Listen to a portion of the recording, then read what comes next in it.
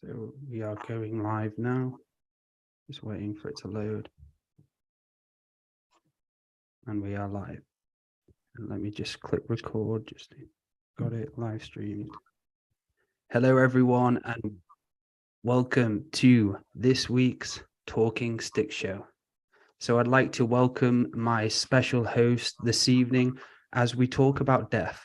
So before Christmas, we had a show about death with myself, Laura, and Amy, and the response has been incredible. And we felt like we needed to do a few more shows on it. So here it is. So I'd like to firstly welcome Laura from Two Feathers Medicine. Hello, Laura. Hi, Dale. Great to be here again. And great to see you. And we'd like to welcome the great Amy. Hello, Amy. Hello. Thank you for having me again. And thank you for coming on again. So do you want to quickly tell listeners a bit about yourself, Laura and Amy, just a bit of a synopsis of what you do? Laura, go first. Me? Okay. So for those of you who don't know me, I'm from Two Feathers Medicine, and we're the platform, Matty Waller, Dale Tobin and myself are the platform for Andrew Bartsett's new teachings. But we also enjoy coming on with Dale because Dale's been running a Talking Stick show now for a couple of years, as far as I know. And it's good fun just to get people on and have a chat. And yeah, I love coming on. So thanks, Dale. Mm-hmm. And thank you for coming on. And Amy, hello. Hello. I don't know where to begin, but let's start 2020, because that's when I found Andrew, and that's when I found Earth Nouveau with Laura and Mary here. And that was the beginning of a new process for me in learning about me. And it just broadened my horizons. So thank you for having me on the show again and being able to talk about this. Death Part 2. Incredible. And thank you for coming on. So death means a lot to all of us. We all have had those experiences where we've lost someone or maybe lost a dog, and that death and mourning process is very unique, and it's hard to pinpoint really how to go through the mourning process because it's different for so many people. So we're going to go in and talk about the mourning process, because I think last time we didn't really go into the mourning state. And would like to start with you, Laura. So what's the mourning process like from your perspective? Well, I think one thing that needs to be stated first, which maybe we don't realize, our subconscious will, but death is like a vortex that pulls a lot of people in. So you could be a carer in a home and lose one of your patients or one of your clients, and you can get very affected by that. So we're not just talking about family members, although obviously those that are closer to you are going to hit you harder. The mourning process, yes, I've been through it myself. Maybe on some level I'm still going through it. I've not investigated this at all from a spiritual level, so I'm going to be really interested to hear what everyone else has to say about this. I know it takes a lot for myself. It's taken quite a long time. As I say, I could still be going through it. Both my parents have passed, so I've been through more with them, but I've been very lucky. I haven't lost very close friends or family so far. So I'm actually really interested in hearing everyone else's experiences related to this. Incredible. Yeah. And Amy, do you want to add anything to that? Well, I have to go back to when my first death occurred in my mid-30s with my dad. And then that whole year, there were 5 deaths that I've had to go through. Close family, my grandmother, my aunt, my grandfather, and my father-in-law. That was tough. That was a tough year. And I'm with Laura. I don't know if I'm done grieving or mourning them. I had 2 young kids, raising 2 young kids, and I think it took me out of the process because I had to be a mother. And so I think it delayed my mourning to when they were out of high school and into college and doing all that. And so I feel like my process is just, continuing. And that's it. It's that continuing process of taking each day at a time and just allowing yourself to go through it in your own natural way. There's so many variations which can help people mourn. Deep tissue work is very good at helping people mourn onto the next, not really pushing them onto the next stage, but a lot of us can hold a lot of actual memory from the person who's passed away, especially if we're close to them. So having that regular massage after, I'll tell you a story about my mum. She was going to come on today. She's gone through the experience with me. My father passed away in the space of 2 months, and that was around about just over a year ago. So we've had quite a lot of time, but the mourning's still there, and for the family to kind of come to terms with it, and a big gap within our soul family in the physical sense. So my mum had a massage the other day. She had 2 back to back, and actually Andrew had a reading with her after, and he basically was saying that she had a part of her back was basically connected to the spirit world, bargaining for him to come back. So there was an aspect of her actually in the spirit world going, I want him back. I'll do anything to have him back. And Andrew talked about her and how the massage was going to help her release those cords and help her on just a bit further on to her next stage where she needs to go. And she had the massage, and she went to a counseling session. It's the first time she didn't cry. So she had such a big release, and even the light within her when you saw her after, and that change of her just going into that nice space, being able to find that nice deep relaxation. And it's hard at times, like losing my father, and she was with my dad for a long time. So what I'd like to do is, I wanted to do this at the start, but we'll do it now, is I want to just say a prayer and honor this show and just honoring the ancestors, because it was something I thought of earlier. It'd be really nice to have a little bit of an opening prayer. So if you'd like to just close your eyes. I, in this ever-present moment of the now, I honor the ancestors. I honor the unseen beings in the northern lights, in the spaces and places we can't see. I'd like to dedicate this show to our ancestors, to those we have had memories with in this lifetime, to those we have shared love, laughter, sadness, anger. I honor you with my words, and everyone honors you in this space. We give our great thanks to the land, to the Great Spirit, and the Blue Road Ancestor Spirit. So when we do go on to the next level and our next journey onto the Blue Road, we can be honored as well. We can be remembered for who we are. So I just want to say these words to honor those and everyone here who's lost a loved one. As we remember you, we remember who you are, and we connect to you now. Thank you. Aho. So Laura, is there anything you want to add? What, to the prayer or to the prayer, or anything you wish to continue with about the grieving process? Okay, so in my own experience, losing my parents, yeah, it's tough because I was close to both of them, of course, but I think it's when you start to understand the process of them crossing, and of course it's up to everybody's beliefs, what they believe happens to the soul once it's passed. But from my point of view, I was lucky I had Andrew to guide me as well and help me through that. But also I learnt through that mourning process to remember the good times and remember the happy times. And I also learnt that the deep, deep sorrow I kept feeling was not aiding them on their journey. So there comes a time where you, as I think you're saying about your mum, Dale, where you have to let go and you have to realise they are on their next stage, their next part of their wonderful journey, and allow them to do that, because a great deal of sorrow can hold them back. I think I mentioned that on the last show.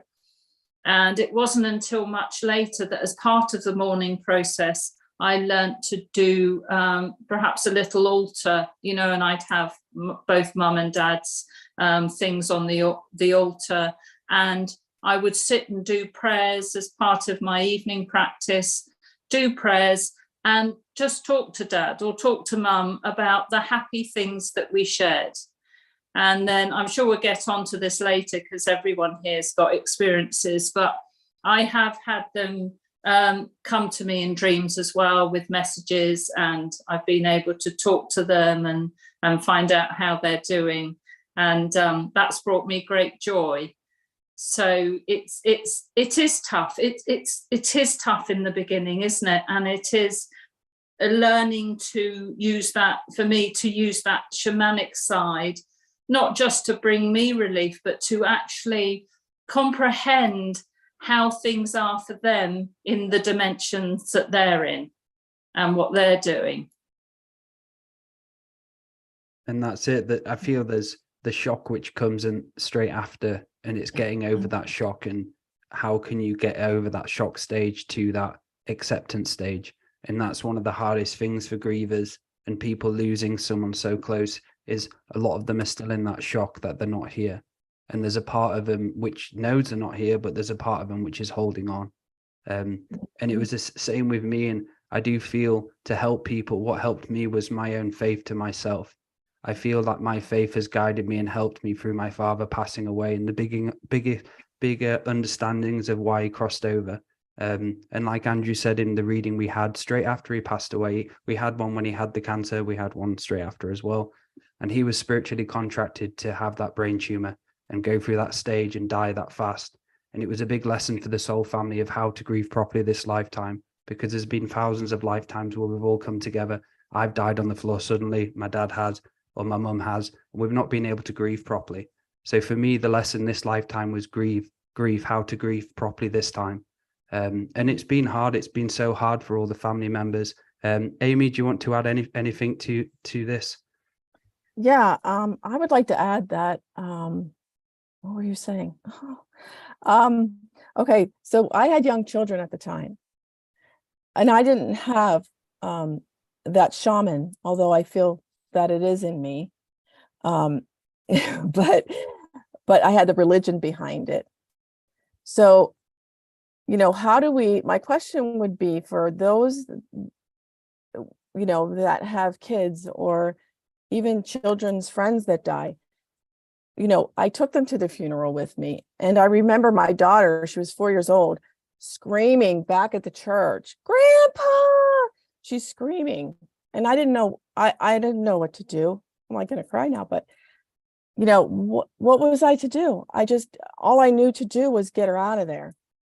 I didn't have the words to talk to her about where Grandpa's going, because I had that dogma behind me.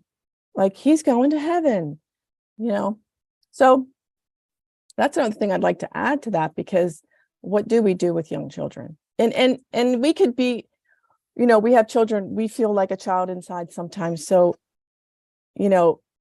we have our children, but yet we are a child if we don't know these things that can support us, if that makes sense. Yes, it really does. And I think children as well have a greater understanding about grieving, because they're so source connected. For a child as well, as it does damage them in a lot of ways. It does give them trauma. But for my children, when my dad died, there was a much more acceptance from them. And I feel that is that source connection until they get to around about the age 9, 10, where the ego starts forming and they start having that kind of I amness, isn't it? Where they feel they're a bit more separate from everything. And so they go through that stage of innocent source connection. And as soon as they go into the puberty process, they start getting the I am presence. And it does make you feel like you've got more choices and so on.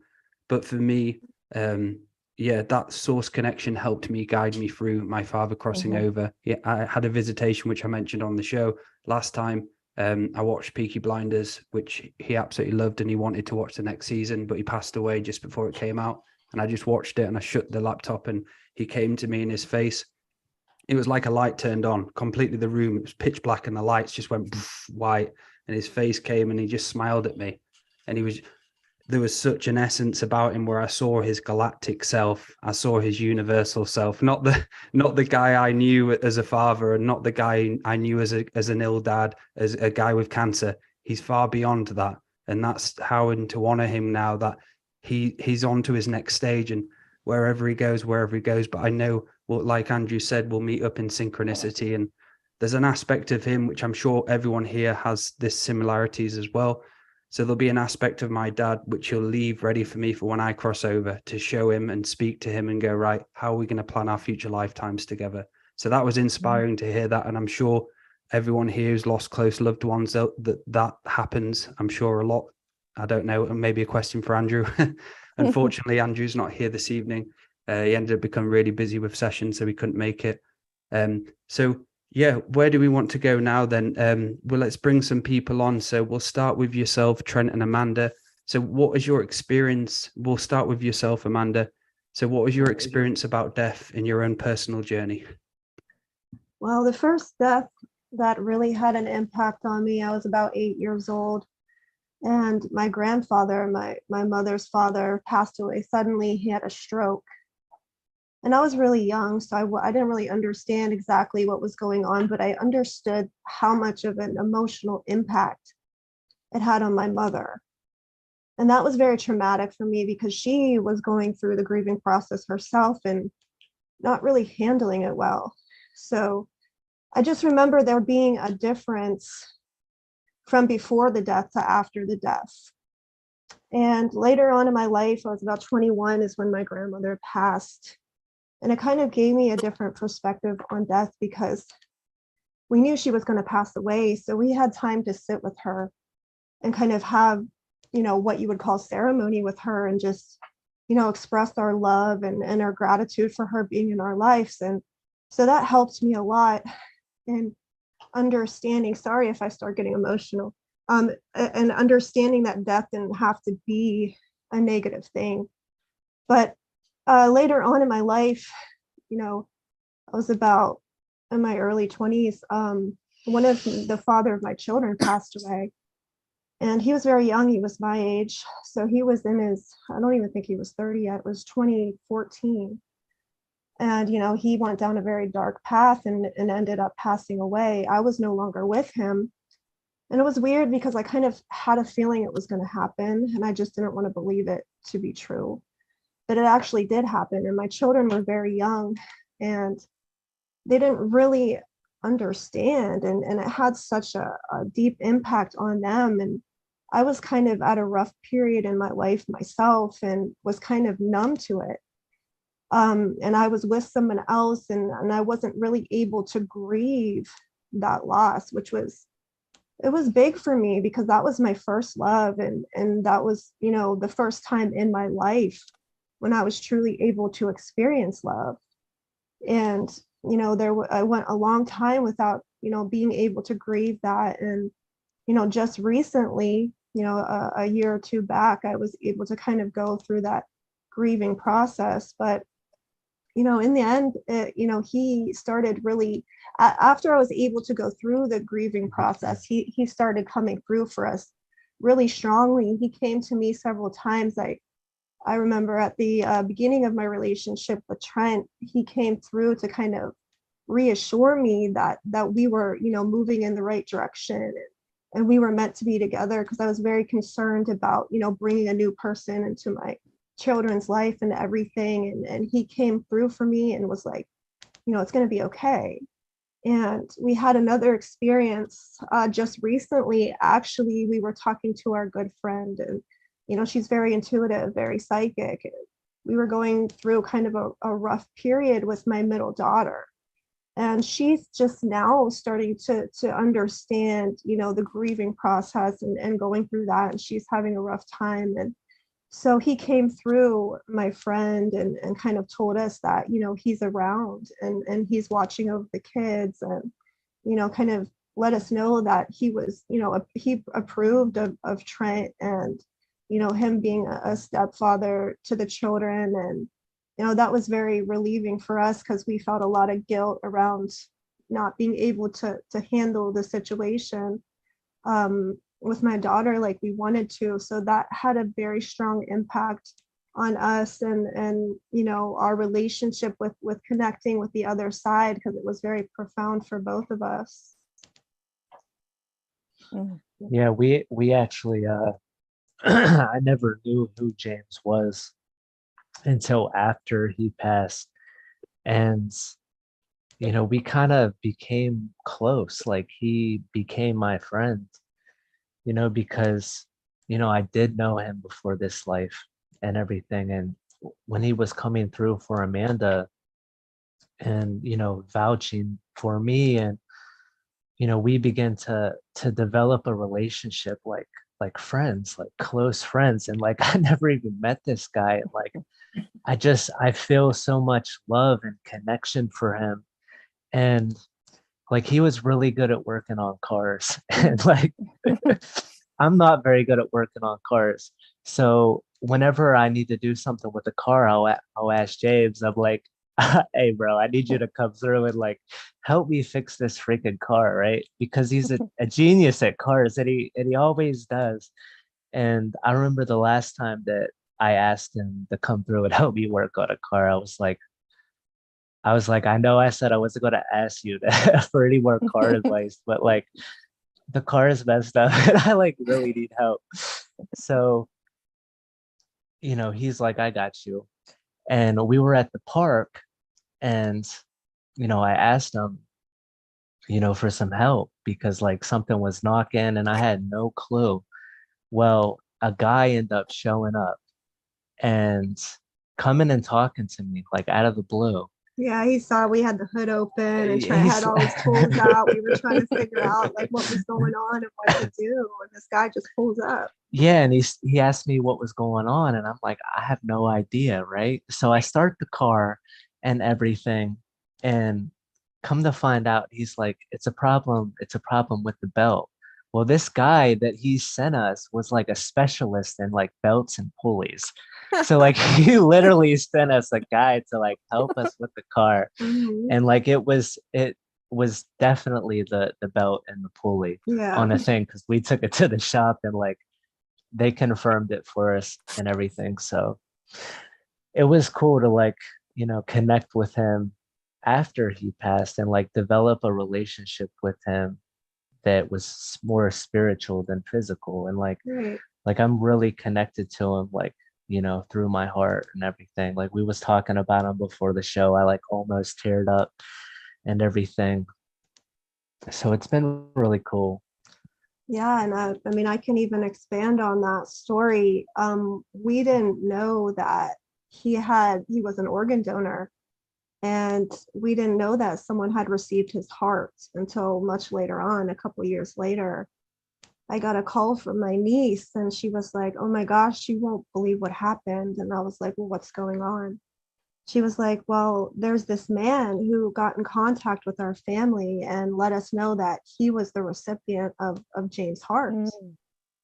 And, so my niece's mother ended up getting together with this man and spending some time with him. And I guess one night they were driving around, and what had happened is it felt to her like his spirit was coming through this man that received his heart, and this man was driving her around and ended up driving her to their childhood home and started telling her stories of growing up and things that happened in their childhood that no one could have ever known besides them. And that situation really impacted them and impacted me. It's like any doubts that you have that the loved ones that you have are okay on the other side, that just showed us that like they're okay and even thriving, and they're still with us and they're still in our heart always. And even though we can't be with them physically,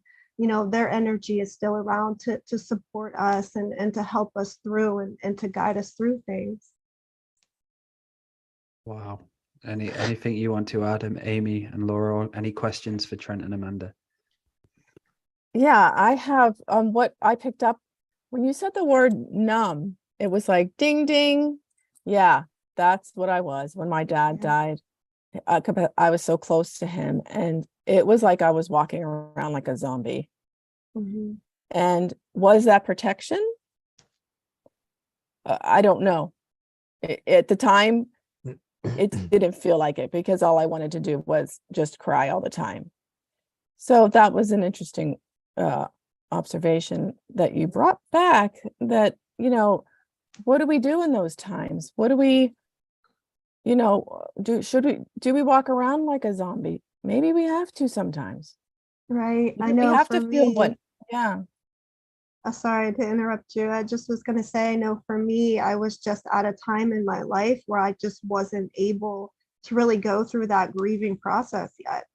I just wasn't ready to really hit those levels of pain and trauma that the situation has caused me. So in a way, it is like protection until you're to a point where you can go through that process in the proper way. Yeah, it's almost like we go on autopilot Mm-hmm. as a protection. Yeah, because we have so many feelings. There's just so many feelings. There's laughter, there's sadness, there's sorrow. Sorrow feels different to me than sadness. I mean, we could go into the emotions of all that, because all those words feel different to me if you would say them. Anger, a lot of anger. Like, why did you go now? I didn't know about contracts. I didn't know, back then. So I didn't understand. Anyways, it's so lots of questions. They call it the death whale. Have you heard of the term the death whale? The So death there's whale? like a death whale. A lot of people, scream out when someone's died, and there's that realization where the soul just completely screams, and they call it the death whale. And it not happens for everyone, but yeah. Also, something I wanted to add to that as well, going back to the partner, and it's beautiful, Trent, that you're in such a heart-spaced awareness with the situation, and you're able to support and be there through it all without taking away any ego. It's beautiful to see that, brother. And one thing I wanted to add was, so when someone passes away, one of the things they do want is for us to love again and move forward. And this is one of the biggest blocks people have as well, is they'll go through life and they've been with someone for so long, but they won't dare find love again because they'll feel like they're betraying the person. And this happens. I've seen it left, right, and center. People kill themselves, or they'll die earlier because of grief, because they just won't be able to go on to that next level. There's obviously different polarities towards it. But Laura, do you want to go and explain a little bit more of how important that process to love again is for the ancestors? I think the greatest gift we can give them is to move forward in things, isn't it? With the moving forward in joy energy. Although that is hard, we need to honor our own hearts, and we've got to continue our journey, however hard that seems, because I think, we've come to be, well, I certainly feel I am a service to the fifth world of peace. It's whatever your belief is, but you can't do that if you get yourself stuck in grief. And it is why grieving and mourning is a process. It's a process of healing, isn't it? It's part of the healing process, and things most of us must do and have to do. But our whole journey is about evolution, isn't it? Our whole journey is about the self-mastery, and everything is about change. And it's always going to be our perspective and perception of that change, of when people leave this planet, and go on another journey. And it's us taking a higher perspective, if you like, a more bird's eye view on that, and freeing ourselves so that we can move forward, because I think it doesn't serve the person who's passed, and it doesn't serve us if we continually hold ourselves in the lower vibration of grief. I'm not saying there's anything wrong with it at all as a process. And that's it, that lower, say a lower vibration of holding on and having that selfish bit. I wouldn't say selfish is the right word, but just having that tiny essence of wanting them and having them and owning them and not wanting them to go any further or go in their next stage. It's about seeing again the spiritual side of it and seeing the unseen side of it. There was a story from which happened with my mum, basically. So Andrew said to my mum, my dad has the potential to be her spirit guide in the next few years, but the only thing what's going to block him from being that is her letting go. And she was she was on that stage. She was still in shock. And Heath, my son, went round to her house for the first time in a long time, and she started getting on with things, and she had a visitation after a year and a half. She waited a long time, and as soon as she started to get on with things in her life, she had the Heath round for the first time in a long time since before my dad died. She started getting on with things, and all of a sudden that visitation came because she let go of him enough. She let go of his physical side enough that she could see the eternal side of him. And that's what the big thing, which Andrew was saying, you have to let go of the physical to see the eternal. So there's that. It is hard letting go in that way. Anything you want to add, Amy and Laura, before we bring Mary in to share her story? I do want to share something because this could be another question for people.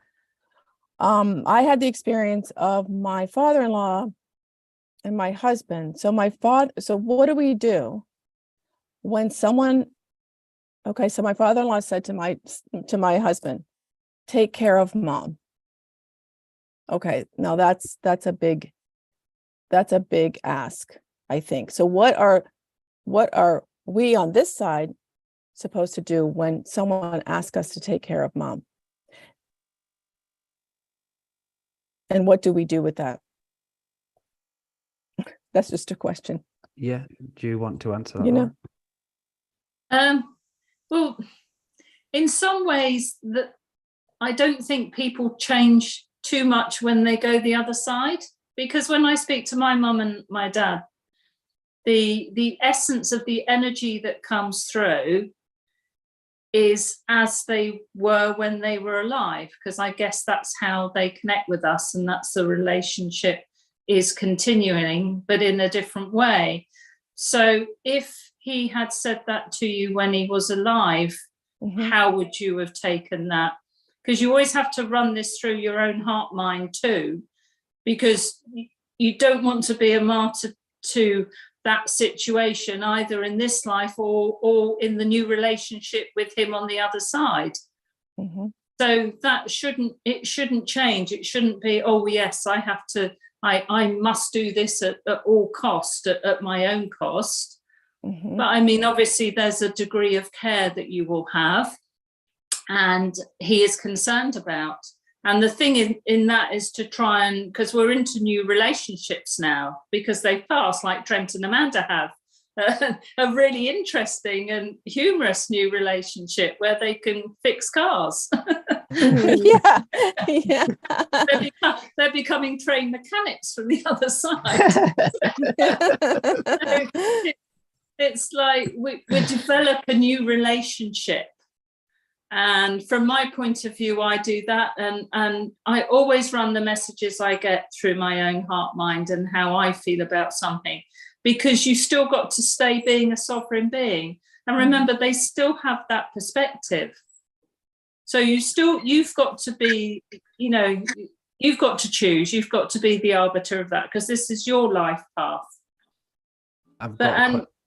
Go on. I've got a question someone could answer, a really pondering question. So say if we had the ability to speak to them like I'm speaking to all of you now, would that be a good thing or a bad thing for the mourning process? So you could ring them up and have a conversation. A good question. I think it would vary depending on the person.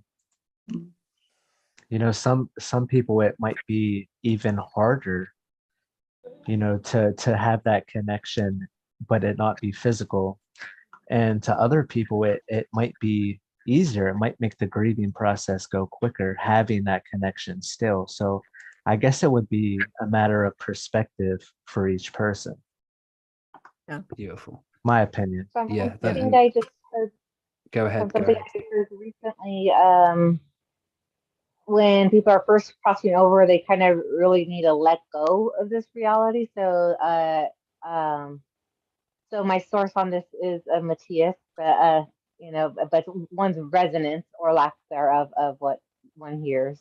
And something you mentioned was when one crosses over, they need to any thoughts on the other person should be more of like a sending off and blessing them on their journey in a sense, so that they don't accidentally get stuck here in this realm and go into the fourth dimension, which is like eternity. So it's like a long time of being like almost in a sense here instead of taking off to whatever's next for them. So maybe the communication at the beginning shouldn't come until they're where they need to be and they've like moved on.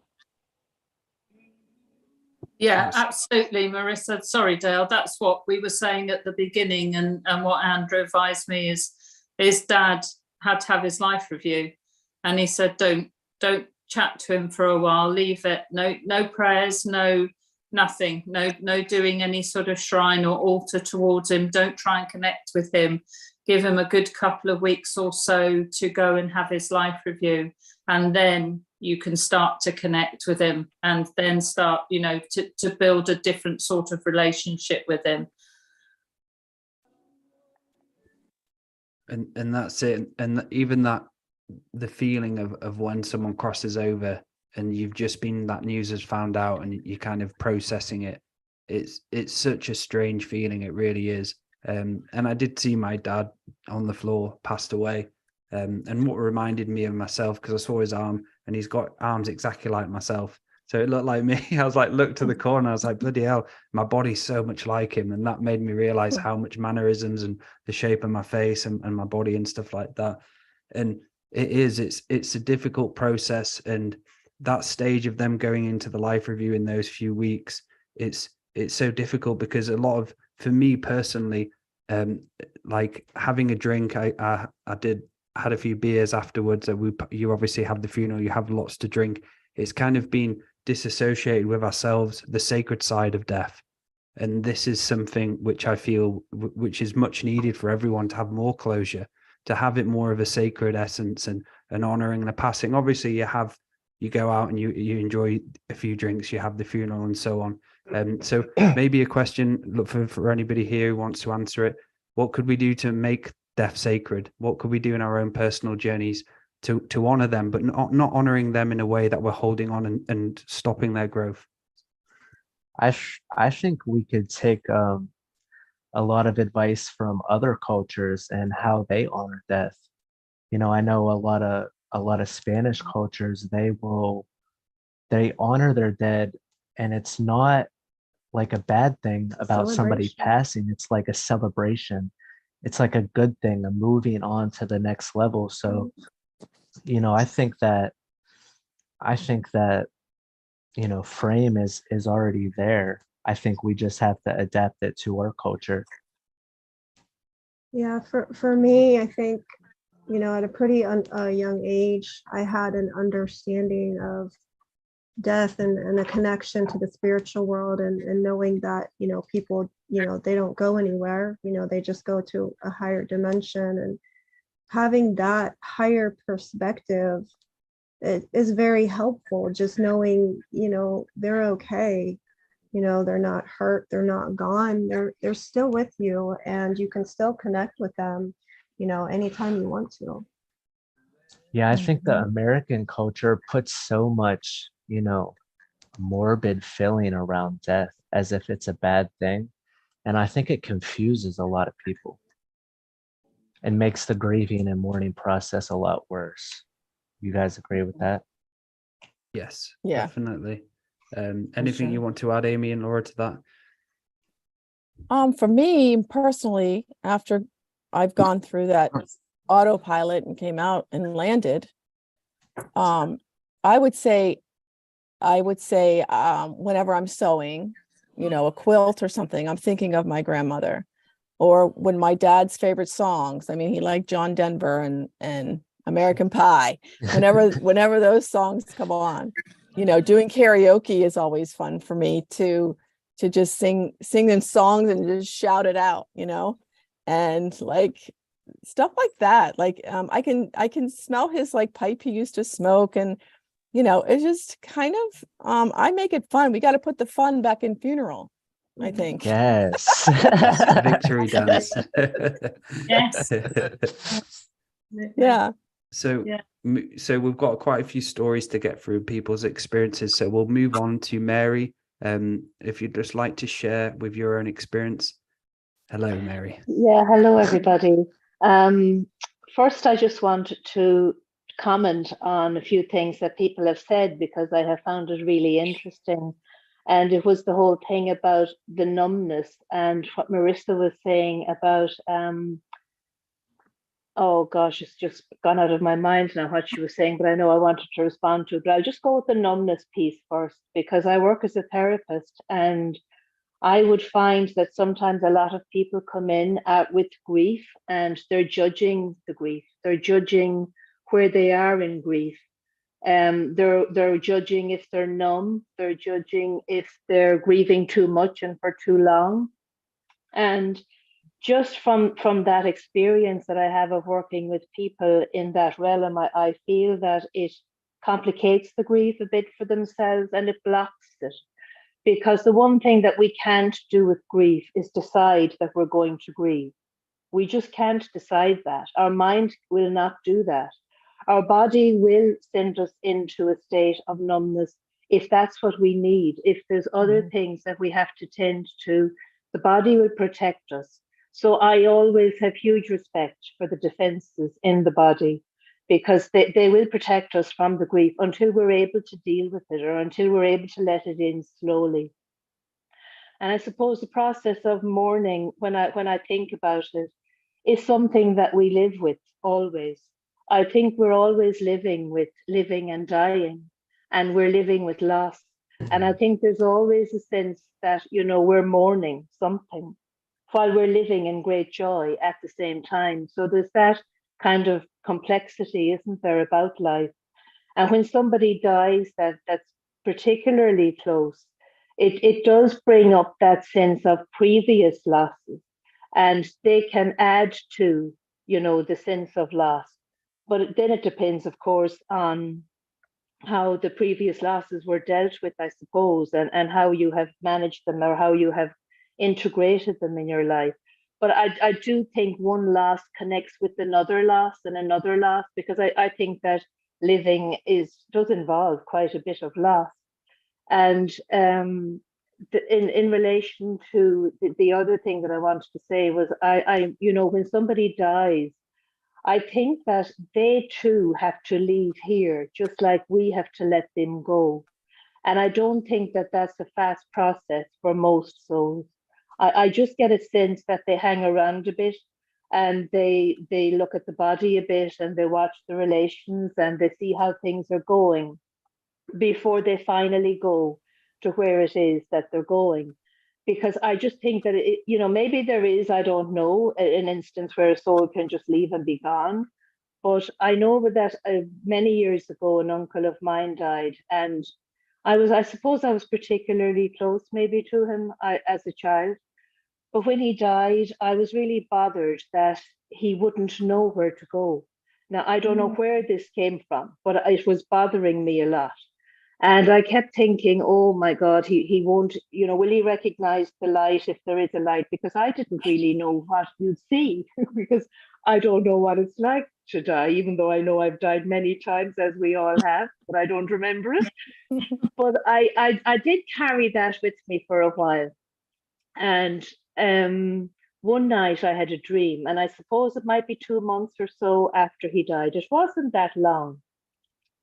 And in the dream, he came to me and he said he was coming towards me, and I was going towards him, and there was no talking. There was nothing being said. And we met, and I hugged him, and he said, I have come to say goodbye. I am moving on now, and you don't need to worry about me anymore. And I said some lovely things to him without speaking, thanked him for everything, and without saying anything. And I was at a dream workshop sometime after that. And we were asked, had we any dreams of significance we wanted to share? So I decided I would share this one. And the person giving the workshop said, and do you think that was a dream?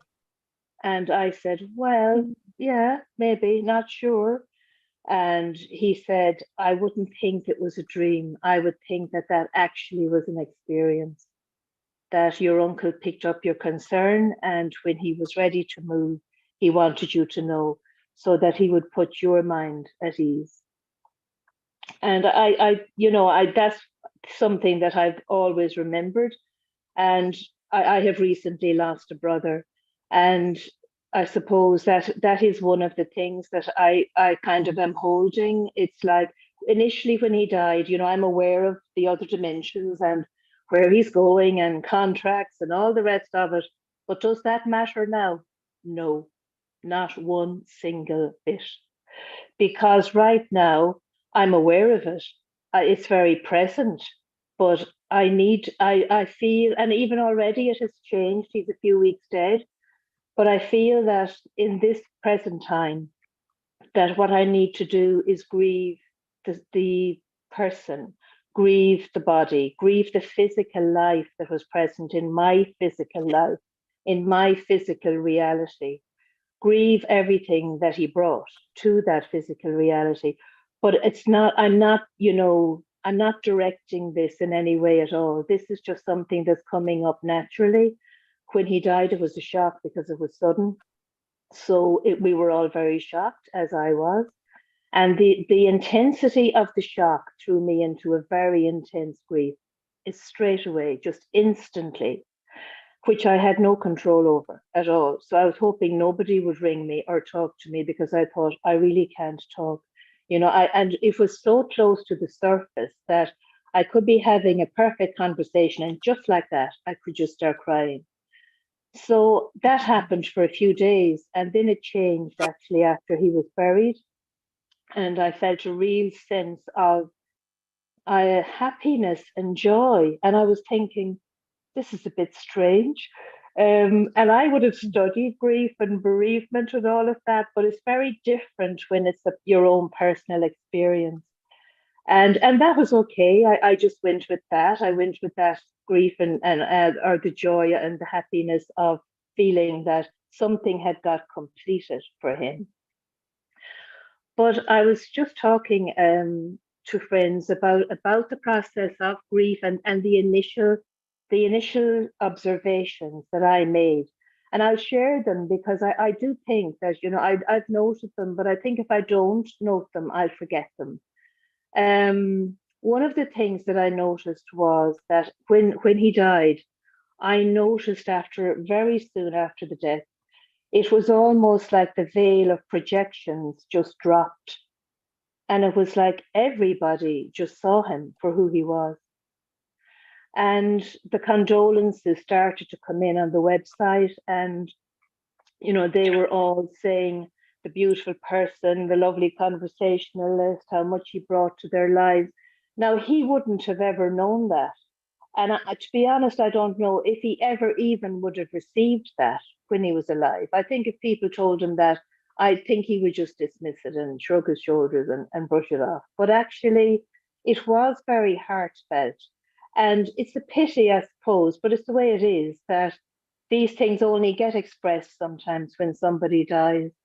And that was interesting that I noticed that with the veil dropping. And then I actually thought, following on from that, like, do we have to leave to be seen? Is there some aspect in that we have to leave to be seen? And I actually think that there is, because I think that's why we honor sometimes, the likes of Einstein and people like that, who, when they were alive, they weren't really seen at all for who they were. So, and even to me, it even makes me wonder about ourselves and our own lives and our own contributions. And as we go into the future, what are we leaving for the future that will be valued by the future generations? So death has brought up an awful lot of that for me, an awful lot of, I suppose, the whole thing of, what we're doing when we're here, because I could, even in that whole process of the veil of projections dropping, it made me realize how much we're just playing a role, really. Where is the real me? And where was the real him? Like, we were brother and we were sister, but we were also playing roles. And how big did the role become? Did it become so big that we didn't see each other? Because I think that happens when we're playing out, and they're karmic roles, but and the way we have played them as well. It has made me look at that as well, how we play out those karmic roles.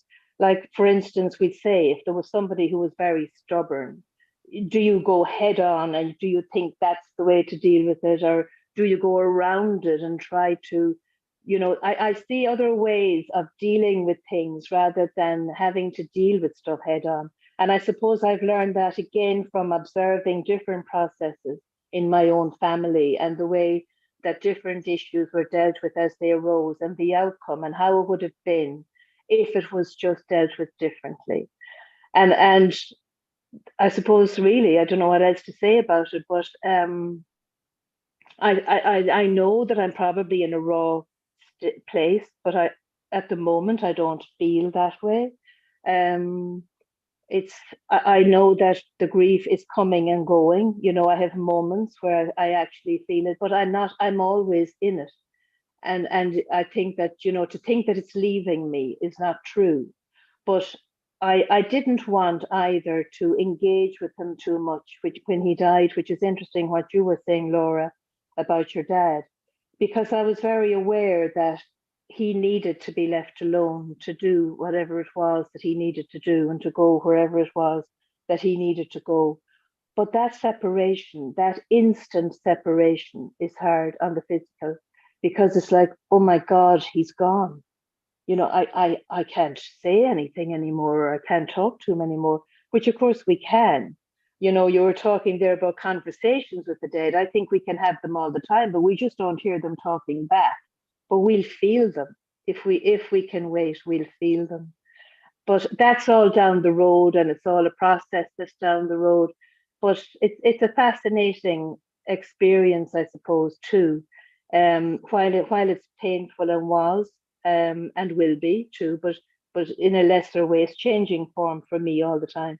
I just do see it as he's changed form, and death is a process of changing form, and it makes me, Amy was asking about children, and I did work with special needs children for quite a few years, and children are fascinated by death because they're fascinated by the fact that somebody can be there and then they're gone. But they have such an easy understanding of it. And I think that, what I used to say to them was, well, the way you've got angels and you talk to your angels, well, they've gone to spirit. So they're like a spirit. They're like an angel, really, but they're in the spirit world now. We just can't see them. That's their body there, but they've gone someplace else. And it's children accept that so easily, I think as well. So that's really, I suppose, all I wanted to say without going into the whole detail of his death and dying. I don't think I could, to be honest. But if anybody wants to ask me anything, that's fine. And that's beautiful and that's what it's about, everyone having their own unique experience and sharing it with everyone. And some of the words you were saying then truly touch my heart, and your understanding of mourning. Everyone here has such a different understanding and perspective, and it's great to hear everyone's perspective on it, because everyone has such a different opinion on it, and it's beautiful. That's incredible insight, Mary. Thank you for sharing that. You're welcome. Yeah, thank you. Yeah. Anybody got any questions for Mary at all? Well, just so many words of wisdom from Mary there, isn't there? And I love that, do we have to die to be seen? Or it was something similar to that.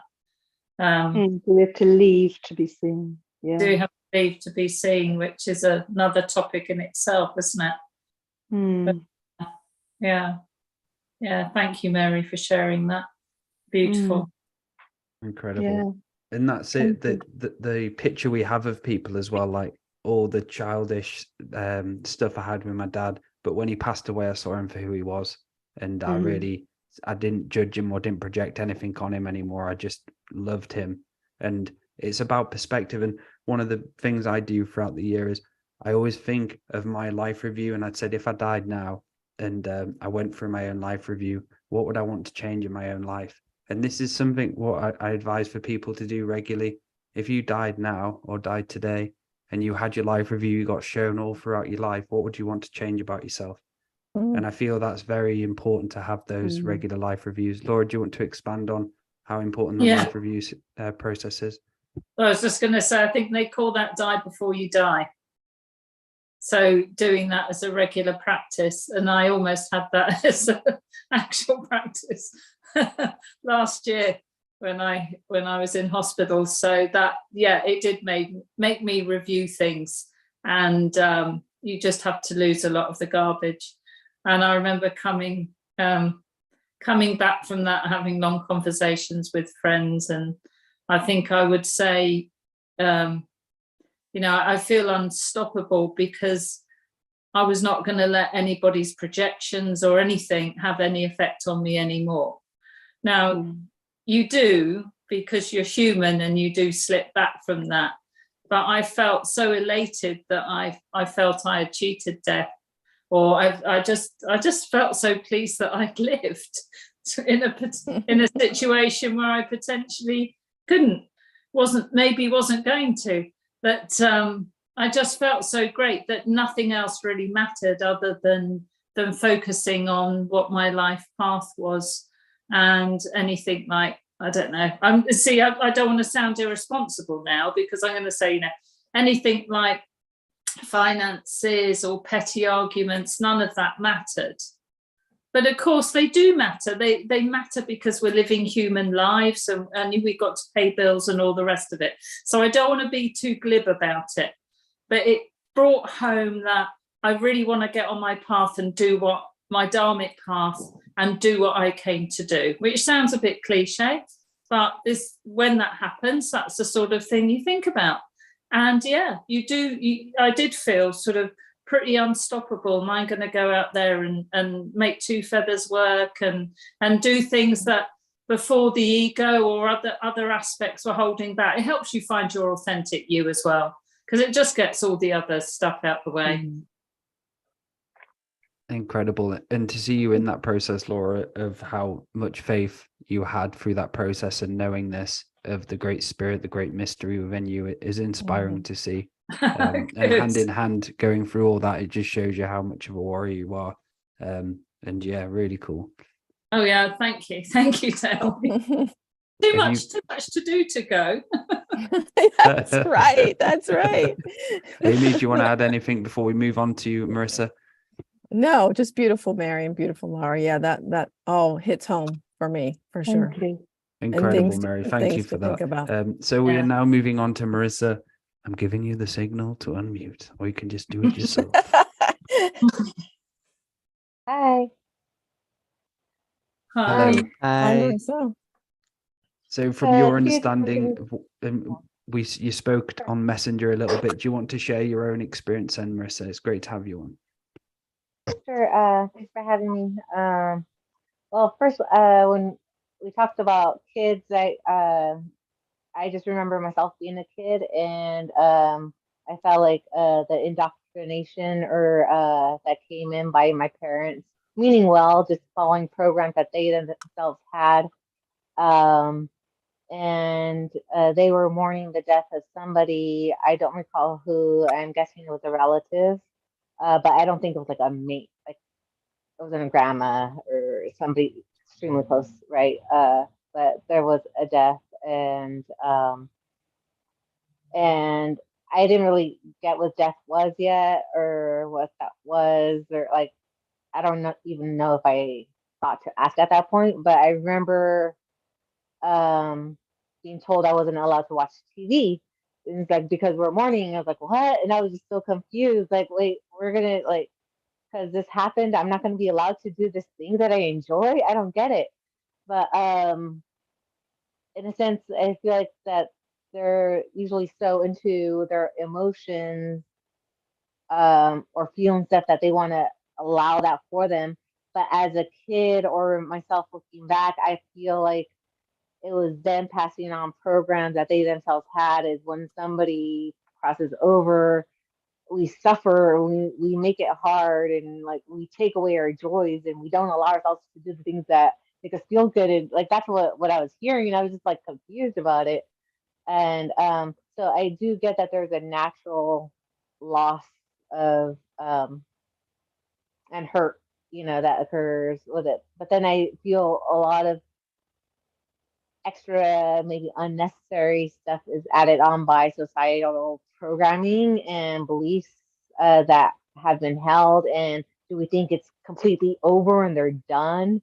Like if they're done, then oh man, I feel really, really bad for them, because damn, you're done. Like you're just gonna be sleeping on a cloud now, Like back in those days, like when I thought that, like I kind of did feel like more bad than I do for deaths now. I'm not to say they don't still hit, but it's a different kind of a hit because I don't think it's like they're done and okay, close the book and you no longer exist anymore, you know? So bringing that awareness or the first death that touched my life, well, I mean, there was death in the family. As a kid, we went to funerals and such, right? But the first very impactful death was my brother, my eldest brother in 2006. He was, I think, 37, I believe. I'd have to do the math, but around there. So he was young. But the first close death, that was like, whoa, you know. But it also got me curious, more curious about, okay, what lies behind that veil. So I see that death can also be an invitation to find out that it doesn't end, find out that we could still communicate, find out, let's say, and some experiences are from myself, and some of them is like from people that I know. Let's say some person who gave birth to a child. The child only lived a few months, but child moved on, and then the mourning process on that is like, whoa, like, you know, but understandably so. Yet it's beautiful that this person still has a connection with this being. So it was just like a beginning. It's like opened up a doorway, and now this connection still continues. So recognizing that death isn't an end, you know. Softening that, I feel, helps. But it feels good to cry when the tears are there. But I feel it's good to also not get lost in our tears.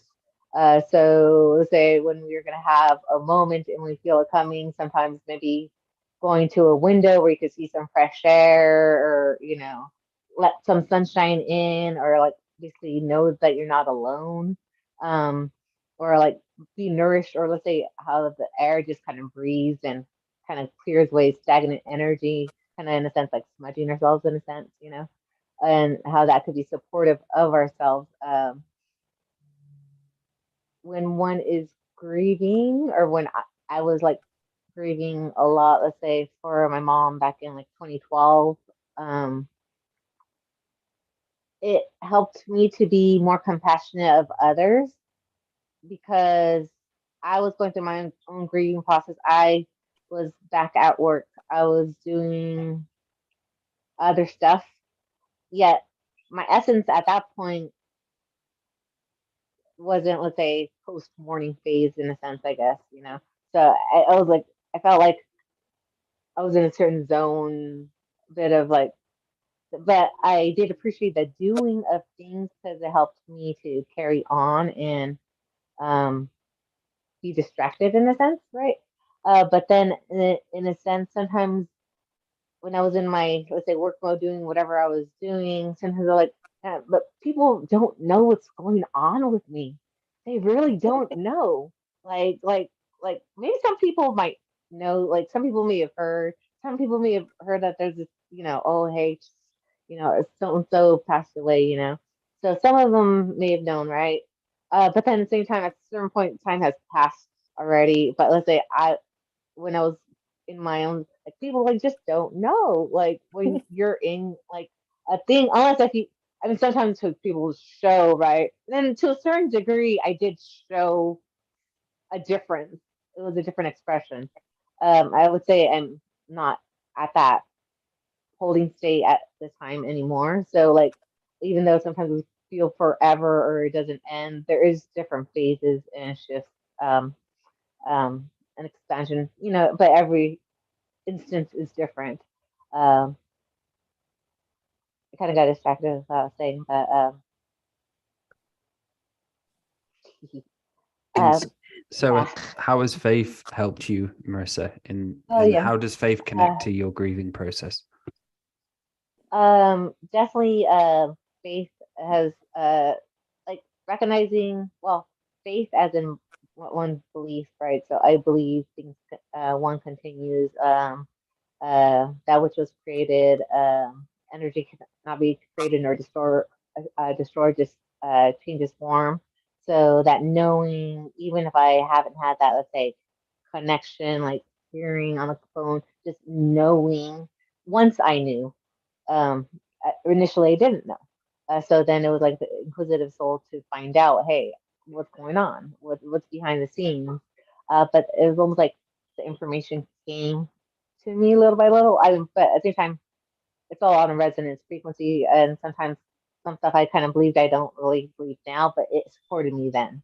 Um, but in faith or in traditions, nature is a big part of my medicine, and letting nature support me through the grieving process is very supportive. And uh, even grieving non-death type of grieving, life experiences kind of grieving, a phase of stuff, that type of grieving. I've done that kind of grieving most recently than the other, but going for walks and just like allowing that energy to flow and channel through is a great process.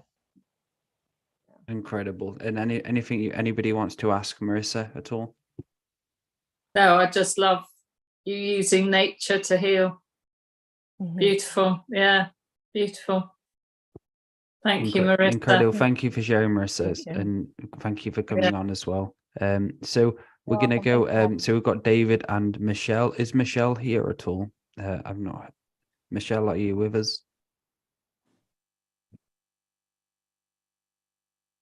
One second, just going to. Just bear with me 1 second, guys. I'm just going to. Oh, did you want me to message her, Dale? Yeah, would that be great? Yeah. Yeah, sure. Yeah. I'll message her where she is, and yeah. That's great. And even I had a thought as you were saying that, like the littlest things we have and the memories and the synchronicities, what happened after death as well. I remember there were so many times where his favorite song would come on the radio. And there was a time where I went to where he lived. I came back out into the car, and as soon as I shut the door, his favorite song, one of his favorite songs came on. And just little things like that, little kisses from the other side, little touches to say, haha, motherfucker, I'm still here. Those are the things which we have to honor, and we have to really accept them as victories, and to see the little things and synchronicities not go on. Not just visitations. I'm talking like you'll watch something on TV and you'll pass it and there'll be like something what will remind you of them. And they can speak to us in various different forms. So we're going to go on. David, hello, brother. I know you've got a few experiences to share, and good to see you and good to have you on. Hello, David. We can't hear you, David. You need to, can't hear you, David.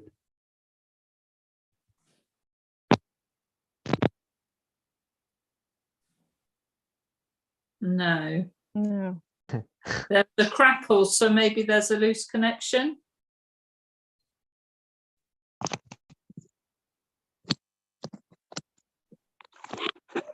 Can hear something. So we go around. How about now? Yes. There you go. I had my volume turned down on my phone. Dummy me. Yeah, I'm going to share something with you guys that I've only shared in a personal reading. I've had quite a bit of experience with death. I come from a family of 8, and there's only me and my sister left. The first experience I had with it was I was around 11 or 12 years old, and I was riding my bike. And as I came off the curb, from what I understand, the front forks on the bike snapped. It was a manufacturer default, and I went head first into the pavement. And my 2 best friends lived close by, and they actually were the first ones to find me.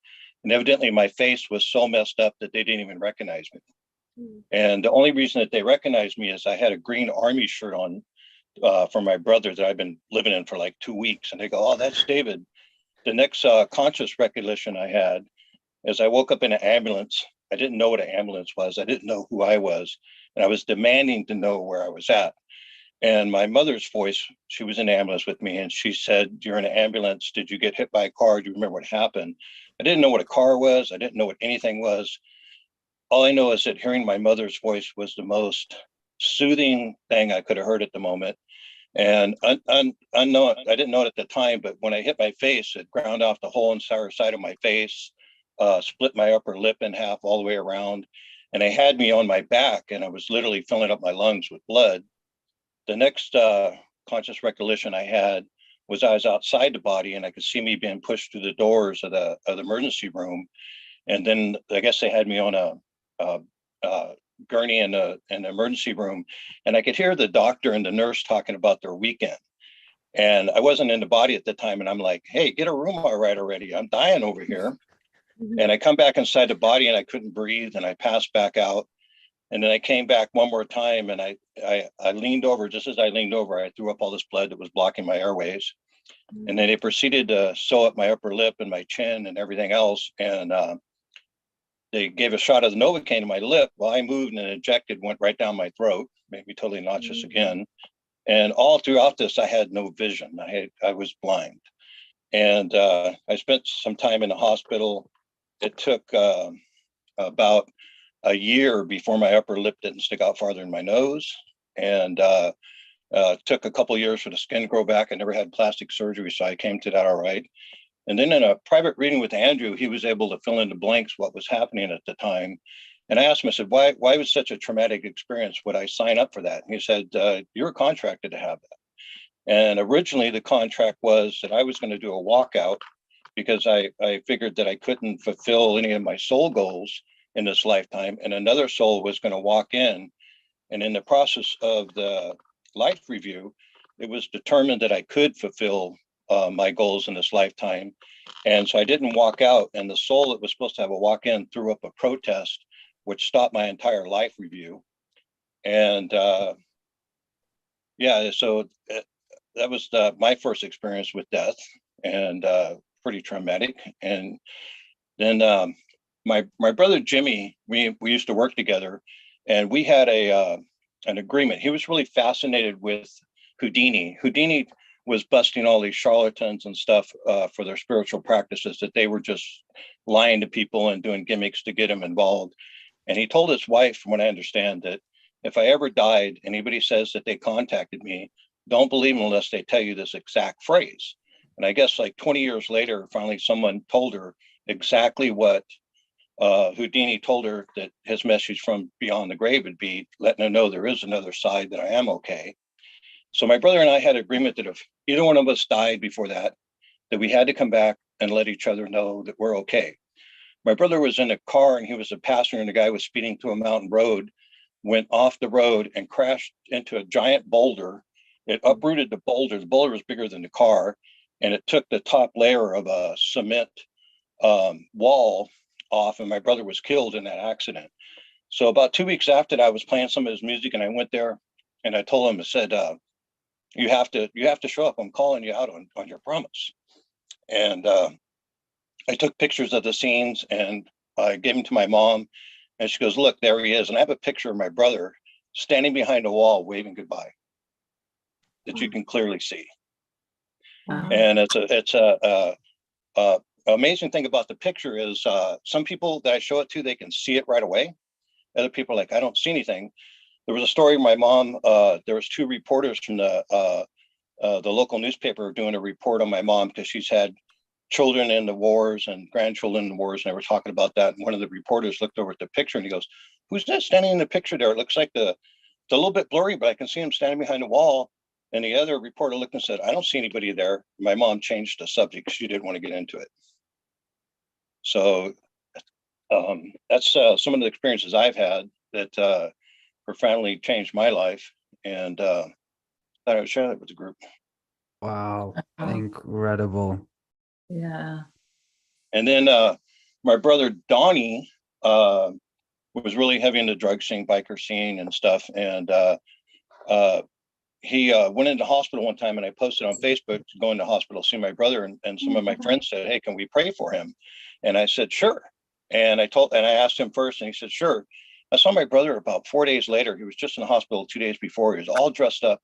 I said, Dave, I don't understand it. My feet aren't swollen. I'm breathing fine. I feel perfect. I said, hey, well, this is a choice point for you.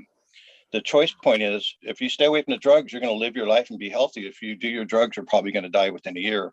And he never got off the drugs, and I was actually with him at his time of death in a hospital. Wow. But yeah, that and I recommend anybody that's really having trouble dealing with something to get professional help, like you guys, or somebody that's tapped into that, because it really kind of helped fill in the blanks and helped me understand why I went through such a traumatic thing. Mhm. And at the time, I spent pretty much a year inside a house. I didn't go anywhere, didn't have any contact with anybody. They had me on pain medication. They said, "Oh, we got to yank out all your teeth," and I'm like, "Yeah, not doing that." Luckily, I've hung on to most of my teeth throughout the years, and yeah, it was really changed my life. That was a really changing experience, and I haven't shared that with really very few people, my family members or anything. And shortly after that, it became a guy, Dr. Patrick Flanagan, wrote the first books on pyramid power, and actually was working behind the scenes with him and got into sacred geometry, sound, and water. And it's something that I've done in many past lifetimes. So that was, I guess, a necessary step in my involvement, but it was pretty traumatic to go through. Mm-hmm. And to have my brother standing in a picture waving goodbye, I told him, it says, everybody's having trouble dealing with this. You went too fast. Nobody expected this. You have to make an appearance. And there he was, standing behind the wall, waving goodbye. You could see his hair. You could see his sideburn, his gold chain. He had a white T-shirt on, his black leather jacket. And to me, it's as clear as day. What's funny is my brother's wife, he never liked her. Her name was Michelle, and she couldn't see that even if you drew a picture around it. She's like, I don't see anything. I go, well, I don't think he ever liked you. Right. I don't want you to see it. Yeah. Yeah. Wow. And I don't know. It's, it just makes you realize that I think the reason people have so much trouble dealing with death is they teach us that's the end of the person. And that's what people have the hardest time dealing with. It's hard enough not being able to talk to that person and have them in your life, but to think, ooh, that's it, they're done, poof, they're snuffed out. And that's not the case. And I think society, that they do that to really disconnect people. I know people that have had people die in their family have never gotten over it. They're constantly carrying that grief with them, and we're not meant to do that. We're meant to grieve and move on. Yeah, totally. Yeah. Inspirational. So Yeah. David, so what you had, was that a near-death experience then? Absolutely. Yeah, I was out of the body. Yeah. I was actually contacted to die and step out. And my understanding, talking to Andrew in a personal reading, is that I was contracted to leave that body, enter another body, because I couldn't fulfill my soul goals at this time. But in the life review, it was determined that I could. And so I didn't do a walkout. I came back in, and here I am. Yeah. And here I'm finally in a space where I can be who I am. I moved to Oregon, got out of the ghetto Hayward, and life's amazing. My question is, do you remember your experience on the other side? No, it was a total blackout. I know when I came to an ambulance, I had no knowledge of anything. I didn't know what a person was, what an ambulance was, what a car was. I didn't know who was talking to me. All I know is my mother's voice was so soothing that it was the perfect thing to hear coming through. And I know wherever I was demanding to know where I was at. And I came to physically and said, where am I? And then my mother started talking to me, and then I blacked back out. And then the next experience I had was them talking. I'm outside the body, and I'm unconscious, not breathing. And finally I was able to lean over to the side, and I threw up all this blood, and then they sewed me up, and I still didn't have my sight. I didn't have my sight for like 2 or 3 days. And I couldn't see anything. Everything was black. And yeah, it was pretty traumatic to go through, especially at the age of about 11 or 12. You're not equipped to deal with stuff like that at that age. Right. But it was definitely life-changing for me. I've never had up until like 2016 or so, I've never had a spiritual community where I could share anything with. I made the mistake of sharing some of my experience with people that I thought were pretty evolved, and then they were like jealous. They were like, how can you have this experience? I do all this work and I never had this experience. I'm like, oh, boy, I shared that with the wrong person. I can't explain it, what you go through. I don't know. Do you want to have your face smashed in? And, Right. you know, I don't think you want to go through that. No. You know, and then another experience with animals, because I had a cat that had been with me for a long time, and she was in the process of passing away. She could barely move, and I felt so helpless. I'm like, I made her some chicken. I'm like, come on and eat. You know, you got to get healthy. And I was like, beside myself. And my cat, as bad as she was, she stood up, looked at me, rubbed against me, and started purring. Oh. And I realized that was her way of saying, hey, this is it. I'm moving on. Get over it. It's okay. You know, and it's funny how animals can really jerk the emotions out of you more than people, because people, you know, you can talk to them, and animals like, I don't know what to do. And she's like purring, and she passed away within the hour after that. I was actually out driving around now, like, oh God, I got to get home. Something's going on. This is kind of spooky. I come home, my cat had passed, and her eyes were wide open. I came home, she wasn't stiff yet. She was just, I mean, I think I caught her in the last few seconds of life, but her eyes were like wide open. And without her purring, without her, that was her way of saying, hey, it's okay. What's your problem? You know, put your big boy pants on. You know, this is part of life. Part of life is dying. And I think a lot of people, you know, don't realize that being here on this earth and living, you're going to have people pass away. You got to find a way to deal with it. It's not meant to destroy you. It's not meant to, you know, carry it the rest of your life. And I know people that have had people pass away, and they're like, how can God do this to me? It's so bad. Hey, part of living is dying. It's just not the fun part. You know, and we all got to find a way to deal with it. But yeah, if you guys have any input you want to put on that, you're welcome to. And wow, that was beautiful, man. That was really, really incredible. Has anybody got any more questions? There's a lot of stuff to process there. So much incredible, David. I'm surprised I got through all that without any tears here. I got my crystal in front of me. It's helping ground me. I just want to say, David, you look great. You look great. All right. Yeah, I don't need no plastic surgery. I still got a gravel in my nose here somewhere. And I got most fabulous. Of my teeth. I didn't let them yank them all. Thank you for sharing that with us. Yeah. You're welcome. Sorry, David. Yeah, thanks. I also had a similar story with the picture. My brother, he used to like to party. He used to like to go out, yeah. And I think we were at somebody's bachelorette party, and in the photo, he came out in the photo like he was like, his face was totally there and totally visible. I'm thankful for that reminder. Thanks for sharing your story with that. Wow. Yeah, it's great to get that confirmation that, hey, I'm okay. Don't worry about me, you know. And then my other brother Jerry died from just drug abuse, and then I had a dream one night, and I think it was a way of them communicating with me.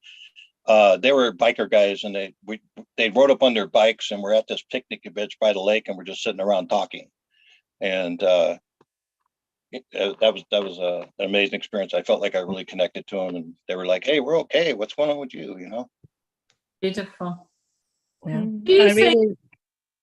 I really like, Dave, when you said that, you know, it's the way that we're sold the whole notion of death as the end of everything, the end of the soul, and the end of life, and the end of life after.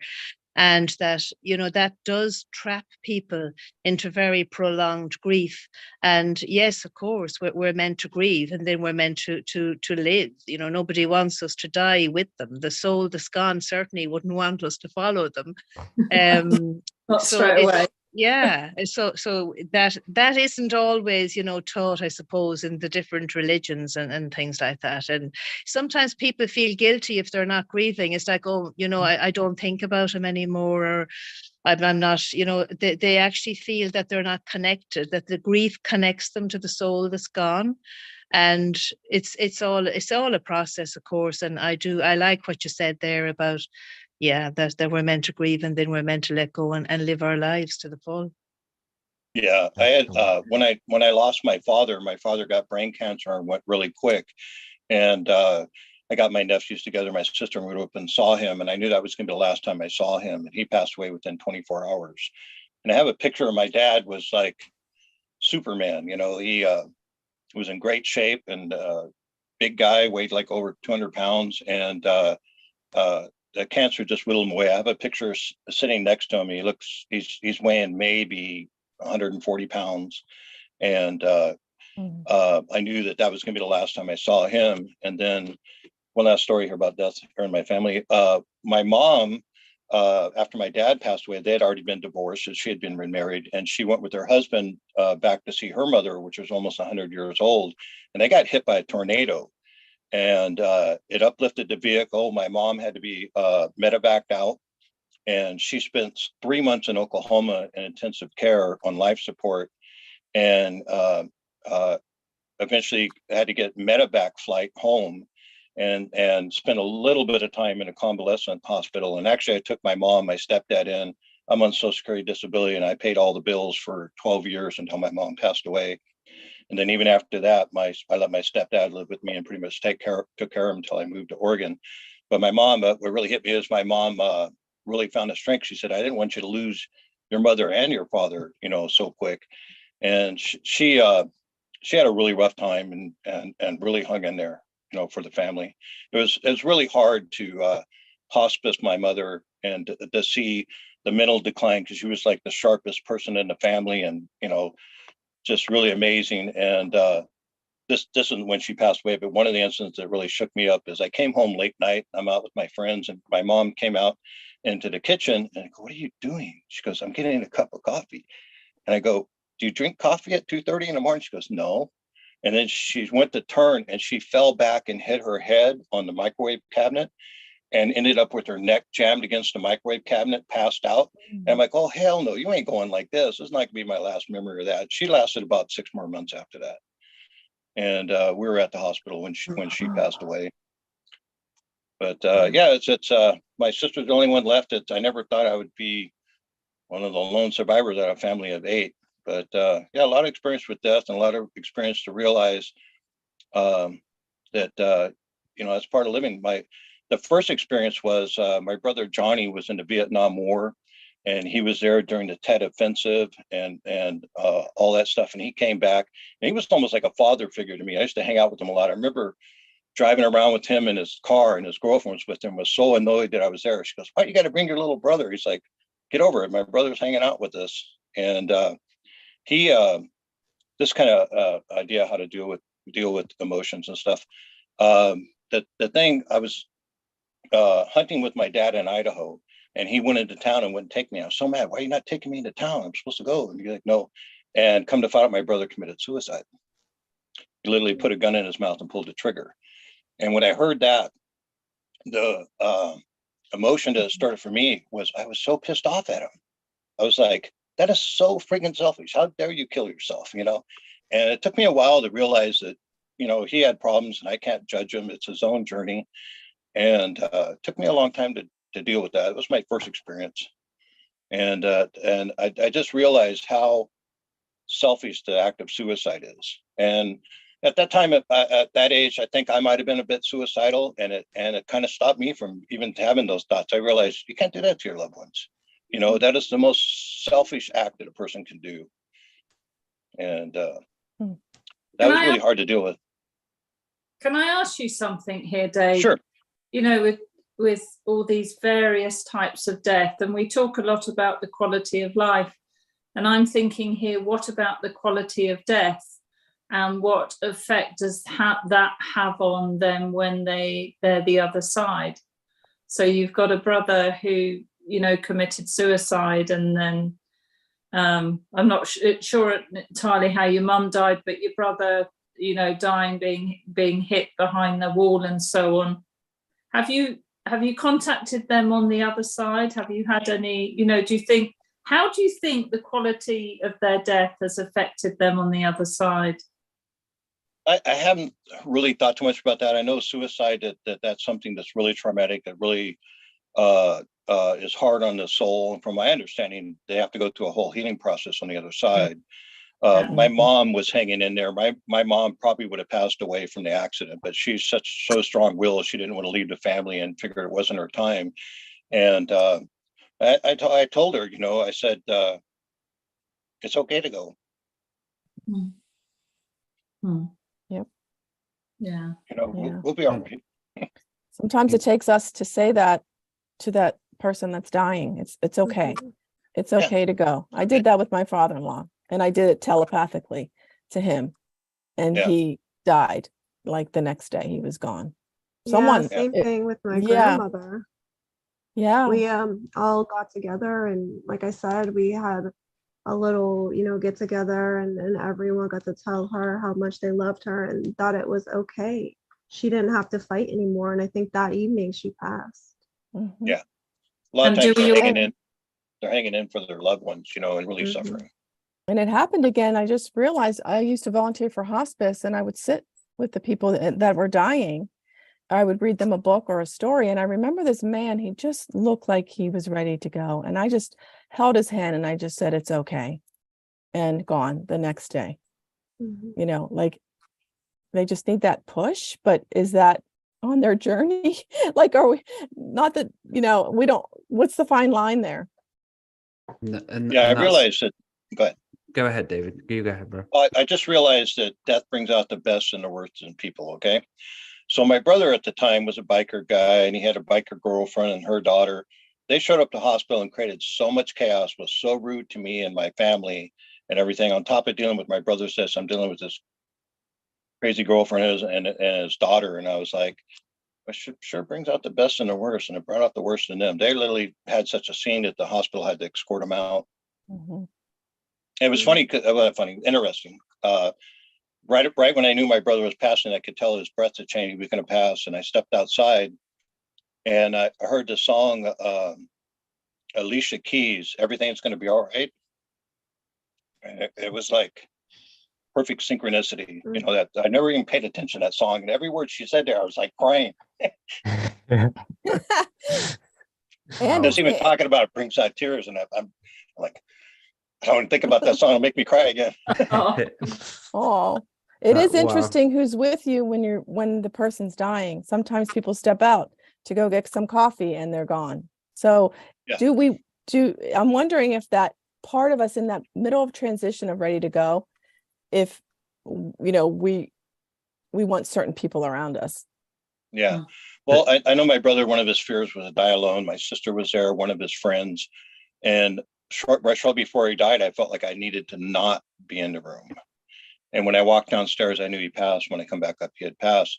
But one thing I found from talking about this and getting personal readings is that because I was talking about how he was healthy and he made that decision to go back into the drug scene. And if I understand, he had a lineage demon on him that was wanting to take his life. And it was his job. Nobody could do it for him. He had to conquer this or he wasn't going to live. I'm like, lineage demon, maybe I don't want to be holding your hand when you pass away. I'm going to go step outside. Right. And thank you for sharing that, David. Thank you for having me on. Yeah, that's something really personal. I've only shared that with less than a handful of people in my life. And what I've got from you saying that as well is a bigger understanding of the journey and how ingrained death is, and is that famous saying, in the midst of life or in death. We hear that all the time, those words. And that just reminded me, you saying this story about my nan, who, when she passed away, she was in the hospital. I went to visit her, and I went to a pub for a drink after, and basically in her will, she wrote her will probably 2 weeks ago, and there was this song in like 1940s, really old song, rare song, she wanted at a funeral, and it came on in the Woodlands pub, and it was such a rare song from like 60, 70 years ago. Yeah, what's the odd? Plays this song, and all of a sudden my uncle had said, this is what Nan wanted on a funeral, and we knew she was going to pass away then. But the greatest story here and understanding and teaching of it, so it took her, I can't fully remember how many hours, it took her like 6-7 hours to die, and she was basically holding on for hours and hours and hours, going in and out of consciousness. And it basically got to the point where my granddad just said, please go, just started shouting, please go, please go. And she was just not wanting to, she was holding on. And after 6 hours of her dying, coming back, she finally died. And I asked Andrew about that. And basically, she was contracted to have that death so she wouldn't live a life like she did again. So she was spiritually contracted to have the slowest, awfulest death. And she wanted that as a soul because she knew in the life review she'd never repeat a lifetime like she did. She didn't have a bad lifetime, but she was always ill. She was on about 30 different medications. She was disabled by the time she was 28 or 30. She didn't really have much of a life, but in bed on drugs and stuff like that. Not actual taking, like medical drugs and stuff. So your words there, David, beautiful, because it gives us that perspective of every single death is meant to happen that way. I'm sure at least sometimes it doesn't, and people go against free will and stuff. But there's that beautiful picture of that understanding that no matter how shit it is and what it goes through, there's an understanding that it was contracted, most of them, to happen to us. Does anybody want to expand on this? Yes, I'd like to. Well, I would just like to share of my one of my dogs had what I feel was like one of the most beautiful crossing over ceremonies. That it just made me desire that for humans too.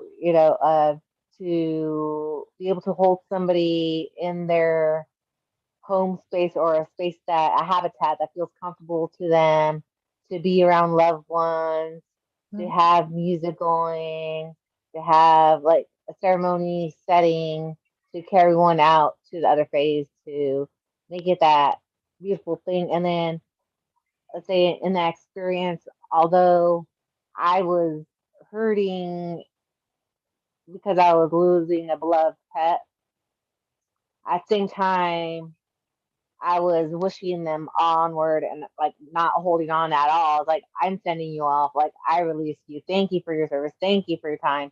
Like, thank you. Like, but letting that being go. So I look forward to humanity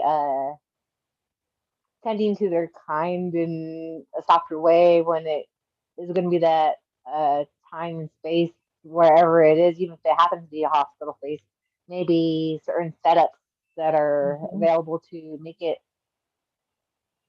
a more organic, homey experience. Yeah, I totally agree, Marissa. This is something we talked about on the first session show we did on death, wasn't it? That how you can have death walkers or soul midwives who actually create a sacred space, light a candle, like you're saying, so that there is some quality of death, so that there is some honor held for people as they're dying, holding vigils and lighting candles, reading to them. I mean, I read revocations to my mum, especially the Divine Feminine, and it was just talking about the synchronicities we were talking about.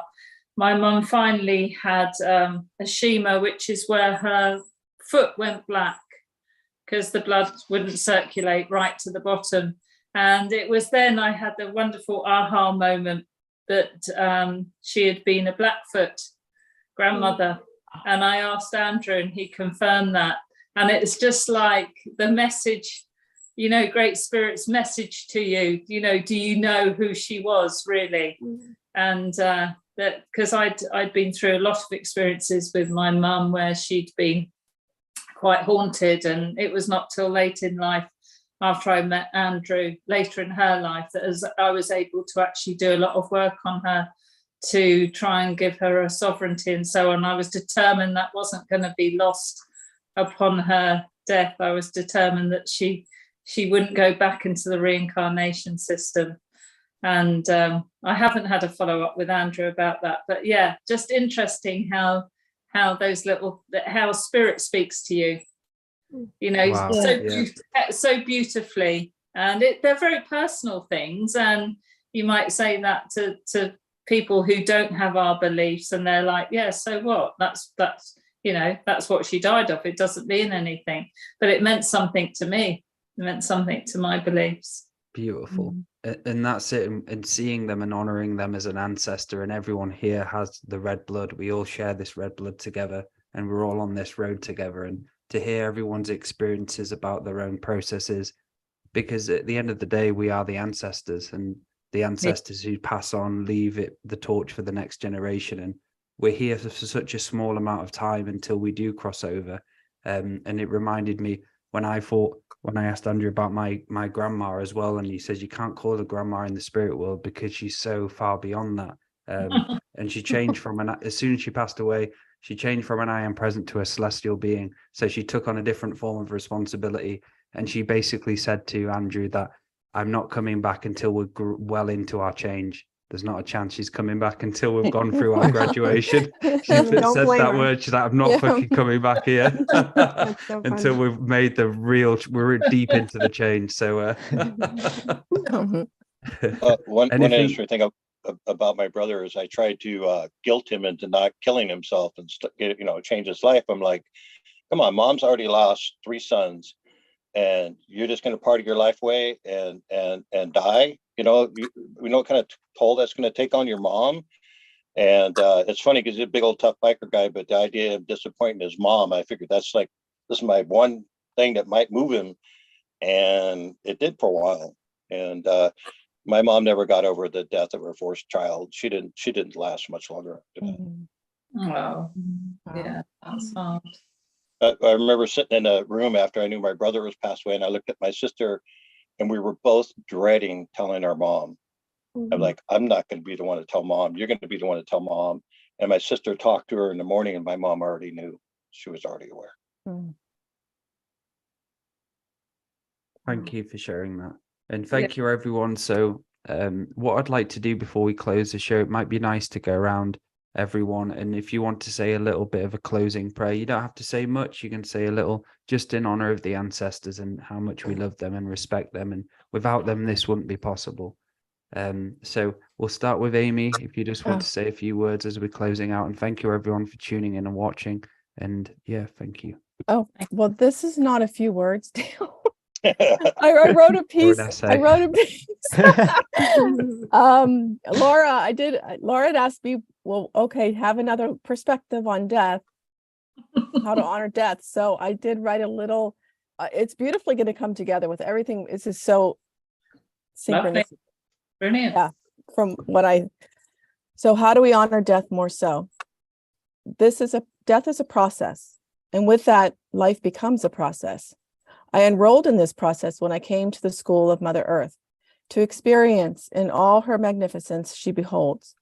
Yes, it is temporal, it is mystical, it is sublime, it is magical, it is a paradox, it is an enigma. But remember, it is an honor to be here. The one thing it does not have to be, that is feared. I am spirit soul incarnate in this body. I sense it, I engage it, I feel it to the core. Here's one of my many perceptions of death to be honored more so. Death with life and life with death in the now. The two merged as one from the moment of my conception and continues until the juncture of my last breath. I am here on Mother Earth's realm to live the life of breath and celebrate every day through all experiences, timelines, time streams, dream times, and with all emotions I encounter, and to learn through the understandings that when I incarnated here, I arrived with an ethereal backpack full of contracts and lessons of misunderstandings, fears, misconceptions, disillusions, disappointments, victimization, shame, blame, guilt, grief, flinch responses, you name it.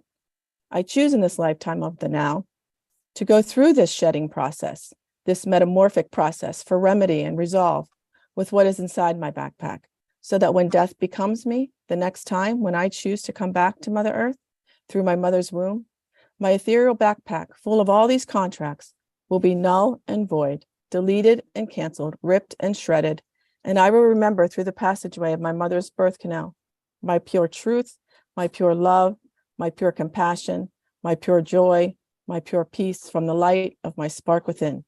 This will be my fifth road of peace. So death, let's be able to walk hand in hand with life every day, without fear of when the so-called Grim Reaper will show its face. We are stronger than when our hands are clasped with the understandings of each other, that no Grim Reaper, no faction can penetrate or deviate. When I take my last breath of life, I want you there with me, holding my hand, along with my ancestors, my guides, my guardians, my angels, great spirit and great mystery, and all of my loved ones beside me. This is not to say that I will not miss my loved ones in human form as I go into transition. It is knowing that I transmute, depart the body, and continue on as the spark of my soul, and be in spirit from the angelic realms of the universe, and also be with my loved ones still here on earth to assist them in their mourning, their sorrow, their melancholy, because I now have an understanding by living in the life and death process here on earth. I will be an ancestor that can be of service to the loved ones who will call upon me and my soul family to be able to greet them at their death without fear, but with this big love that has never been felt on earth before. Knowing my ancestors, my soul family will greet me and we will be together once again brings joy and peace to all of my heart of hearts and to my fears. So death, let's celebrate life every day, hand in hand with each other, knowing that there is so much more to our body, our soul, and our spirit. Let's discover and be adventurous. Let's proclaim the victories of life so that I can come to an understanding that death is just as delicate as life, and life is just as delicate as death. Knowing that there needs to be no fear when I am dying, as I have witnessed with others in this lifetime. It is just a letting go, an expired contract that needs to move on, so that I can do greater things out in the universe, out in the multiverse, for those here on Mother Earth. Knowing that I am from the stars and beyond, that I am much greater than I think, I know, I feel, and I experience. Thank you, death, for teaching me that fear is just false evidence appearing real, and honoring life at our birth is just as important and beautiful as honoring death on our journey back to our soul families, our star families. Remember, they too miss me. They wait for my return, and they will welcome me with their loving spirit, where we can have a family reunion, where I can share my wisdom, my understandings from my time on Mother Earth, the beauty of living in a skin suit, and all that it entails to be a human. And when I choose to come back into a skin suit, I will be that much more than I believed I ever was from where I left off here in my earthly life. I thank you, Earth Mother's realm, for creating the sanctity of life and the sanctity of death as a lesson for the human soul spirit to experience. You behold such beauty, glory of the Most High. As I stand here today, may I continue to be a shepherd upon this earth in great ceremonial fashion, in union and communion, until death do us part and meet again, in spirit in the realm of the stars. Beautiful. Wow. Beautiful. Wow. That was so good. Thank you. Thank you. Wow. Thank you, Laura, I for was the almost in tears inspiration. then. I wasn't seriously. Oh, Yeah. good. Wow. Thank That's you. gorgeous. Really lovely, Amy. Thank you, Amy. Yeah, Blown us out the water there. Yeah. What did we No, don't who's Okay, going who to wants to follow follow that? that now? Yeah, I'm not Yeah, doing it. that's exactly. Great notes to Who's end on. next? Oh my gosh. Laura, you're the one who inspired me. Wow. Yeah. Fantastic. So I Fantastic. feel, didn't it Brilliant. all, it just was so, it felt like everything that everybody shared today, it just, Yeah. it all Yeah. gelled, and I appreciate everyone today. That is Yeah. Yeah. outstanding. Great stuff. Mm. Thank So you. Trent and Amanda, if you want to go next. Yeah, well, I actually have an essay that I wrote too. No, I'm just kidding. Everyone starts bringing them out. So I really just want to acknowledge and honor you guys for being with us and, walking us and guiding us down our path, because as you know, life is difficult sometimes. And, the fact that you guys are there holding space and sending messages and holding us when we cannot see you is just something that I'm so grateful for. And I just want you guys to know that, we love you, and, we acknowledge you, and we know that you're there. Even sometimes it feels like that we don't know, we can feel it in our hearts and in our souls. Mhm. Thank Beautiful. you. Yes, I wanna thank them as well for being there for us, even when we can't see them, for helping us and and guiding us and showing us better ways to live now. I want to thank the Red Road ancestors for, kind of really laying the foundation for prayer and ceremony and serving God and connecting with people on a base form. And I want to thank the Blue Road ancestors for helping us expand on the foundation and which the old ancestors has laid for us. So I just want to thank them, and I honor them just as if they was here with us in the now. So thank you. Incredible. Thank you, brother. Thank you. Thank you. Thank you. Thank you. Thank you. And David, the talking sticks over to you. Oh, I just want to thank our host here for creating a safe space to share. And I think a lot of people don't realize it's the best place in the entire universe to be. There's so much going on. My experience with death has taught me not to take for granted anybody. The people I meet, the people I talk, even someone I smile at and walk by the street. A lot of people's journeys I can't relate to, and I don't judge them. I realize it's their individual journey, and we're all on our own journey. I feel that life is 10% of what happens to you and 90% how you react to it. And what we're here to learn is how to react to it and how to maintain the best possibility out of situations.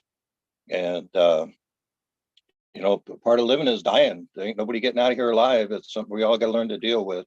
And some of us have to deal with more than others, but thank you for creating a space.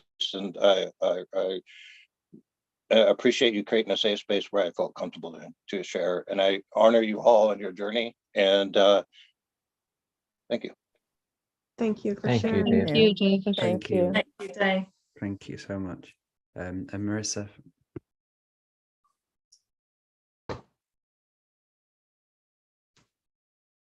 Thanks for having me on the show. Thankful for the ancestors that were present with us today, and the reminders of those who crossed over and their interesting stories that may have surfaced for us, whether it's reminders of the dream world or them showing up in our pictures.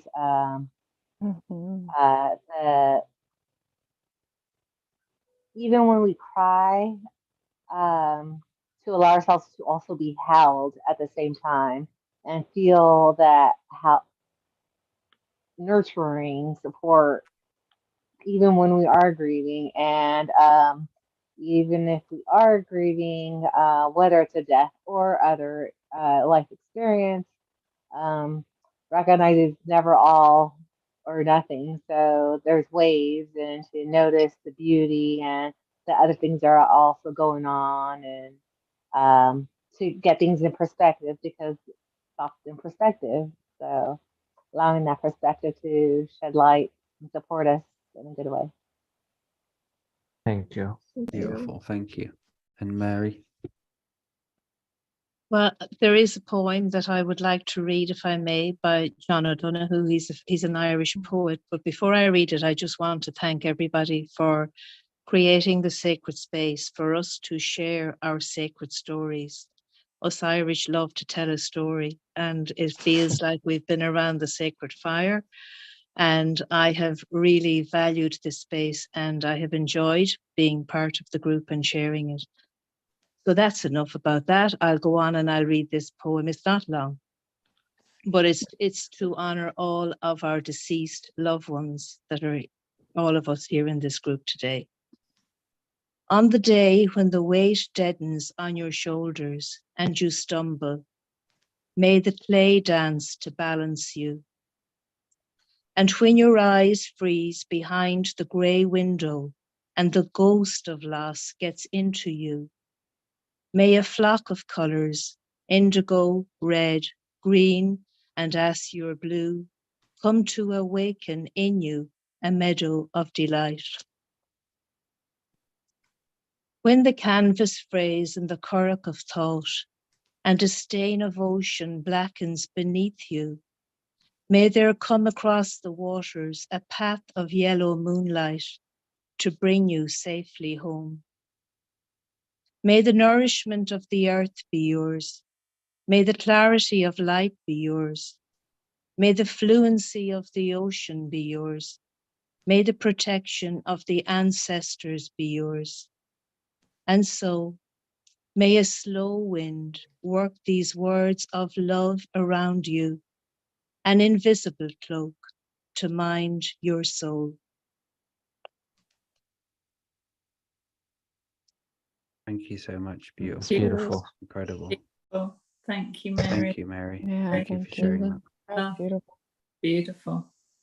So I just share a few words before we close, and I'd like to honor the ancestors, the Blue Road spirits, all of those who have touched our lives in so many ways, all of those we have shared memories with, we have touched, we have hugged. We honor you and remember you. And all those ancestors I'll see when I do cross over the Rainbow Bridge, and I'll look into your eyes again and gaze into you and go, I remember you. I honor all of those ancestors in the other universes, galaxies, which I'm not aware of, but I can feel you. I love you and I honor you in my sacred space. Aho. Beautiful, Dale. Thank you, guys. Wow, what a fun show. Yeah, brilliant. Laura, did you share? Laura, yeah, you go ahead, sister. Just to say, calling in great mystery and great spirit and all the ancestors. And we thank you, ancestors, for being with us now, for sharing this sacred space with us, for the sharing of your wisdom through your DNA with us. And we know without you, we would not be here now. So we will walk our rites of passage, and we will say thank you always to you for your gift to us of our very own selves, to be here now, to walk on this earth, to walk our great journey and do our great work. We do that because of you, because of what you gave to us, your gift to us of life. And we will forever honor you for this, our good, true and beautiful ancestors. And by doing our great work, we give you relevance now. You are not lost to time. You are relevant now. You are here now. And together, all of us will step forward and create the fifth world of peace. Aho. Aho. What an Beautiful. ending. Thank you. That was beautiful. Thank you, guys. And I definitely... So go ahead, Laura. No, just saying thank you all. That was a lovely, lovely ensemble of people. Beautiful, Laura. Great words. And it would be good at some point in maybe like March time before spring. We'll do another show, and we'll get everyone back on and maybe do this every few months. I really like this format and the chance for everyone to listen to everyone's story. It's so individual and there's so many teachings within everyone's story, and that I feel like the originate why Talking Stick Show was set up for everyone to have a voice, for everyone to come on and share their own experiences as well. Thank you, Laura, for hosting, and thank you, Amy, as well. And Trent, Amanda, David, Marissa, and Mary, it's been an absolute honor. Thank you for coming on. Thank you for having us. Thank you, everyone. It was nice to meet all of you. Yes. Take care, everyone. And thank you for watching. Take care. Thank you. Bye. Love and light. Love and light. Love and shine.